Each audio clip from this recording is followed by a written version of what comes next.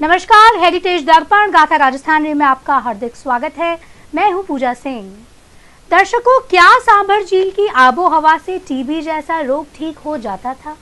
इस बारे में खास जानकारी देने के लिए हमारे साथ हैं वरिष्ठ पत्रकार श्री जितेंद्र सिंह जी शेखावत। वह एक जमाना था तब 90 वर्ग मील में फैली सांभर में नमक की प्राकृतिक झील से निकली आबो हवा की बयार से कभी क्षय रोग यानी टीबी और सांस के रोगियों को बहुत आराम मिलता था।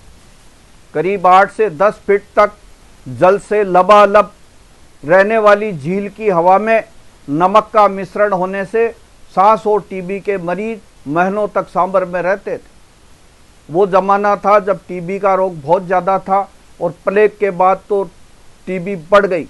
झील के किनारे पर सेठ साहूकारों ने रोगियों के लिए बगीचियां बना रखी थी। उस जमाने में क्षय को असाध्य रोग माना जाता था और इसका कोई ठोस उपचार भी नहीं था।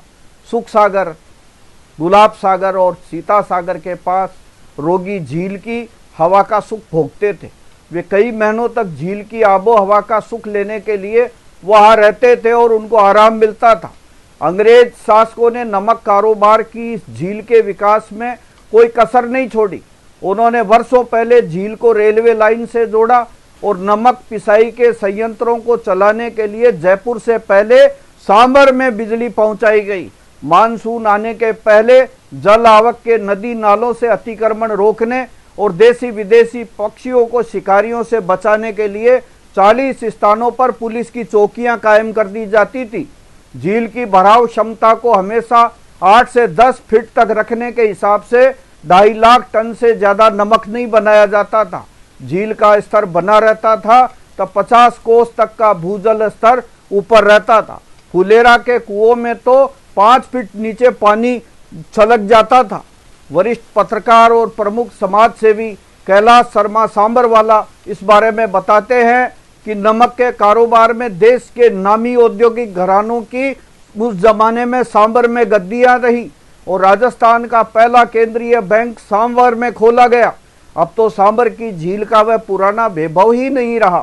तब पशुपालन बहुत था। अब बात फीनी की है। पूरे अंतर्राष्ट्रीय स्तर पर और पूरे विश्व में ये फीनी इतनी प्रसिद्ध है सांभर की। आखिर ये फीनी इतनी प्रसिद्ध है क्यों? देसी घी में मैदा के 1286 तारों की फीनी बनाने वाले हलवाई बहुत मशहूर थे।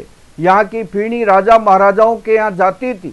बड़े बड़े सेठ साहूकार यहाँ की फीनी कोलकाता मुंबई तक मंगाते थे। जयपुर महाराजा के बनाए सूर्य मंदिर से निकलने वाली शिवजी के नंदेश्वर मेले की बारात में हजारों लाख लोग शामिल होते थे और खटीकों की हताई तथा लंबी गड़ी में जोधपुर जयपुर के बीच मीठी नोक झोंक होती थी।